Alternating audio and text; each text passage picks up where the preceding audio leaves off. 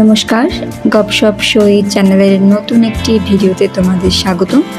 তো সেদিন 26 তারিখ জন্মাষ্টমী ছিল, আর জন্মাষ্টমীতে বাড়ির কাছের মন্দিরে গিয়ে কী কী অনুষ্ঠান উপভোগ করেছিলাম, তো সেগুলোর কিছু অংশই তোমাদের সাথে শেয়ার করব। মন্দিরে ঢুকতেই প্রথমে দেখলাম ভগবানকে দোলায় ঝুলাচ্ছে, তো সেখানে ভগবানকে দর্শন করে দোলায় ঝুলিয়ে তারপরে মন্দিরের দিকে প্রবেশ করলাম। মন্দিরটির ছোট পরিসরে হলেও খুব সুন্দর মেনটেনেন্স ব্যবস্থা করেছে। ভগবানকে দর্শনের জন্য সবাই লাইন দিয়ে সামনের দিকে এগোচ্ছে, এবং তার আগেই এই যে রয়েছে একটি বুক স্টল, এখানে গীতা এবং অন্যান্য কিছু বই রাখা আছে। এটি মূলত নামহট্ট মন্দির, আর এই মন্দিরটি গ্রাউন্ডে এবং মন্দিরের অন্যান্য ফ্লোরে রয়েছে বেইস, ছাত্রদের বেইস। তো এই জন্য এখানে ছোট করে নামহট্ট মন্দির করেছে, যাতে ছাত্ররা এবং আশেপাশের ভক্তরা এখানে এসে ভগবানকে দর্শন করতে পারে। এই যে ভগবানকে দর্শন করলাম, কত সুন্দরভাবে সাজিয়েছে আজকে, বিভিন্ন রকম ফল ফুল সব কিছু দিয়ে। ভগবানকে দর্শন করে তারপরে বসে গেলাম অনুষ্ঠান দেখার জন্য। তো এক পাশে মাতাজিরা এবং আরেক পাশে প্রভুরা বসেছে, যে সবাই এগোচ্ছে, এগোনোর পালা, যাতে পিছনে লোকজন এসে বসতে পারে। এখানে IYF এর এবং IGF এর আলাদা আলাদা নাটিকা হয়েছিল, এবং বাচ্চাদের নৃত্য আর কুইজ প্রোগ্রাম প্রথমে হয়েছিল, তারপরে IYF এর প্রোগ্রাম। তো কুইজ প্রোগ্রামের ভিডিওটি ধারণ করতে পারিনি। কুইজ প্রোগ্রামে অংশগ্রহণ করার ইচ্ছে ছিল, কিন্তু QR কোড দিয়ে তারপরে কুইজে অংশগ্রহণ করতে হয়। তো পরে ফোনে আমার ডাটা ছিল না, তাই আর QR কোড দিয়ে আর কুইজ প্রোগ্রামে অংশগ্রহণ করতে পারিনি। এই যে IYF এর প্রভুদের নাটক শুরু হয়ে গেছে। নাটকটির নাম দিয়েছিল গোবর্ধন লীলা। গোবর্ধন লীলার যে মুহূর্ত বা ভগবানের লীলা, সেটি উপস্থাপন করেছে। যে ভগবান গোবর্ধন পর্বতকে করে আঙুল দিয়ে তুলে দিয়েছে, সেই দৃশ্য। ছোট পরিসরে হওয়ায়, যেমন আমরা আমাদের বরিশালে করতাম, যে এক গ্রুপ স্টেজে থাকে এবং অন্য গ্রুপ নেমে যায়। তো এখানে তারা গোবর্ধন লীলার গোকুলবাসীর এবং স্বর্গের দেবতাদের যে অংশ, দেবদেবীগণের অংশ, ইন্দ্রদেব এবং গোকুলবাসীর দুটো অংশই একই স্টেজে দুপাশে করেছে। যে গোকুলবাসীর যখন ডায়লগ হতো, তখন স্বর্গের যে ডায়লগের ব্যবস্থা সেটা অফ থাকতো, আবার যখন স্বর্গের দেবতাদের ভূমিকা আসতো তখন আবার এরা অফ থাকতো। এই যে ইন্দ্রদেব তার ভুল বুঝতে পেরে যখন ভগবানের কাছে ক্ষমা প্রার্থনা করছিলেন, সেই দৃশ্যটি। IYF এর ছাত্রদের নাটিকাটি আমার বেশ ভালো লেগেছিল। এরা মাত্র 2 দিন রিহার্সেল করে নাটকটি উপস্থাপন করেছিল। নাটকের শেষে তারা সবাই একসাথে কীর্তন করছে। এরপরই বাচ্চাদের নৃত্য, আর তারপরে IGF এর নাটিকা শুরু হয়েছিল।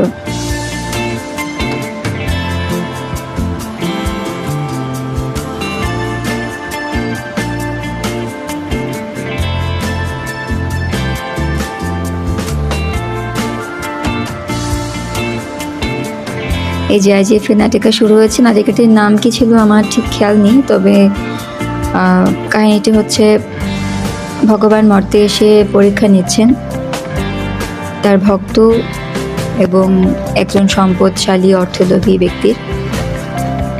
তো সম্পদশালী অর্থলোভী ব্যক্তিকে ভগবান আরও আশীর্বাদ করেছে, যাতে সে সম্পদের প্রতি আরও আসক্ত হয়ে এই জড়জগতেই আরও কিছুদিন অতিবাহিত করুক, আরও কিছুদিন থেকে যাক, আর একনিষ্ঠ ভক্তকে দুঃখ কষ্ট দিয়ে তার নাম আরও স্মরণ করিয়ে ভগবানের কাছে রেখে নেয়। আর তারপরে গোলক বৃন্দাবনের কিছু অংশ দেখিয়েছে, যেখানে গোপীদের সাথে এবং রাধারানীর সাথে ভগবান নৃত্য করছে। আর এই যে কালো ড্রেস পরা, ইনি হচ্ছে ভগবানের একনিষ্ঠ ভক্ত, যিনি দেহত্যাগের পরে গোলক বৃন্দাবনে ভগবানের সেবা করছে।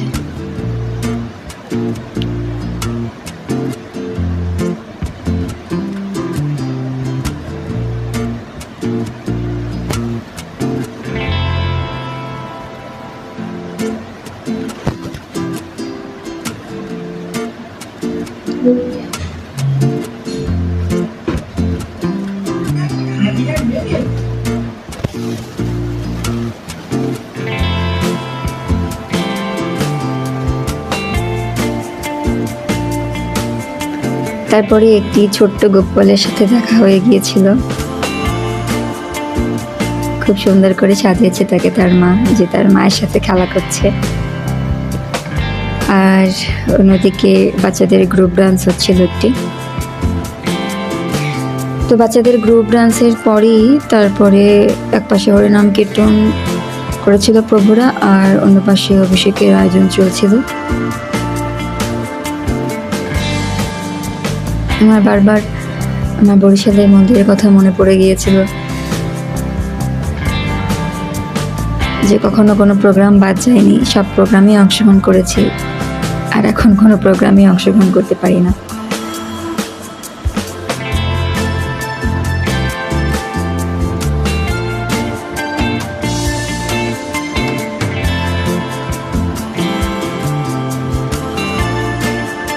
প্রায় 7 মাস পরে মন্দিরের একটি প্রোগ্রাম উপভোগ করেছিলাম, বেশ ভালো লাগছিল। এই যে প্রভুদের কীর্তন শুরু হয়ে গেছে, আর অন্য পাশে ভগবানের অভিষেকের জন্য আয়োজন চলছে।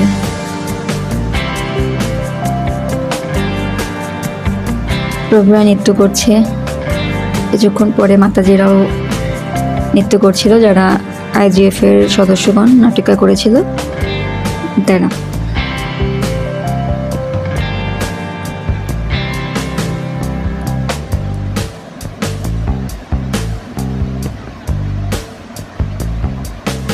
খুব সুন্দর করে সাজিয়েছে মন্দিরটি।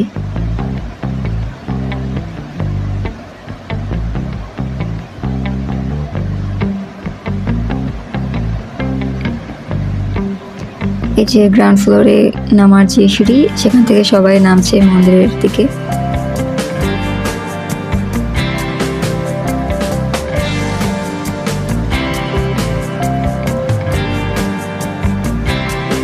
আর এদিকে মাতাজিরা নৃত্য করছে। বেশ অনেক ভক্তের সমাগম হয়েছিল।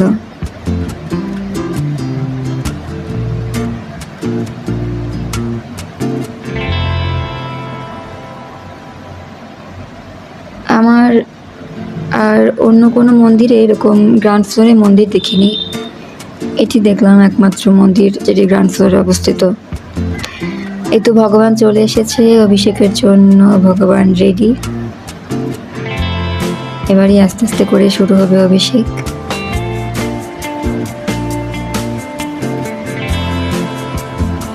প্রভুজির মন্ত্রোচ্চারণ শুরু হয়ে গেছে, শাক বাজছে।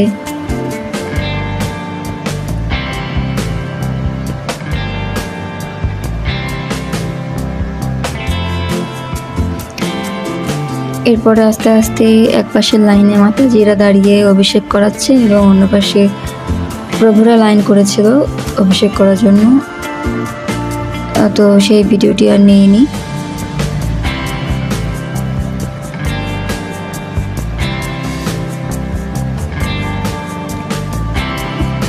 প্রায় 2 ঘন্টার মতো ধরে অভিষেক চলতেছিল।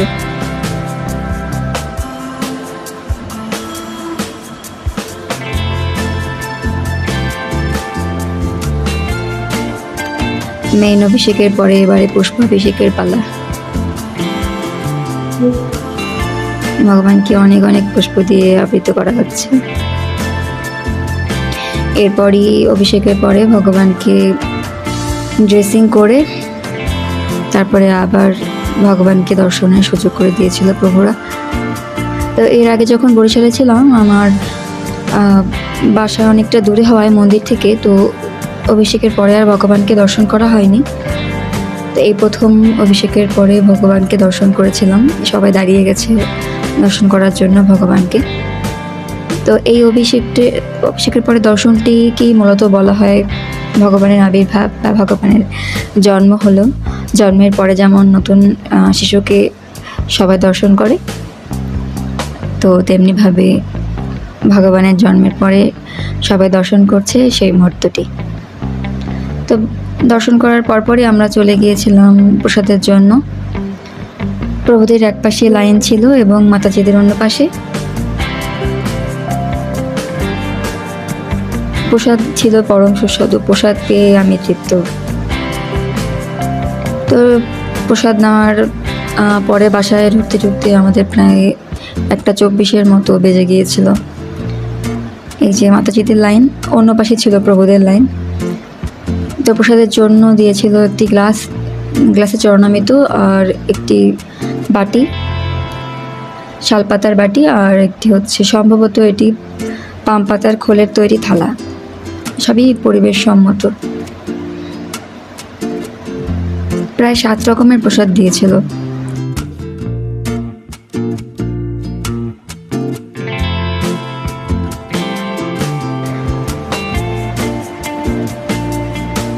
প্রচণ্ড ইচ্ছা ছিল যে ভগবানের অভিষেকের সময় সেই গলার যে কাজু কিশমিশ সেখান থেকে যদি কিছু প্রসাদ পাওয়া যায়। এই যে এখানে চাল কুমড়োর মিষ্টান্ন, একটি কুমড়োর সবজি, পনির সবজি, একটি পাকোড়া, সাবুর খিচুড়ি, গ্লাসে চরণামৃত, আর এখানে একটি ফলদার মতো তৈরি করেছে। এই তো আজকের ভিডিও এ পর্যন্তই। সবাই জানিও আজকের ভিডিও কেমন লাগলো। তো পরবর্তী ভিডিও নিয়ে আবারও উপস্থিত হব। আজ এ পর্যন্তই। সবাই ভালো থেকো। হরে কৃষ্ণা।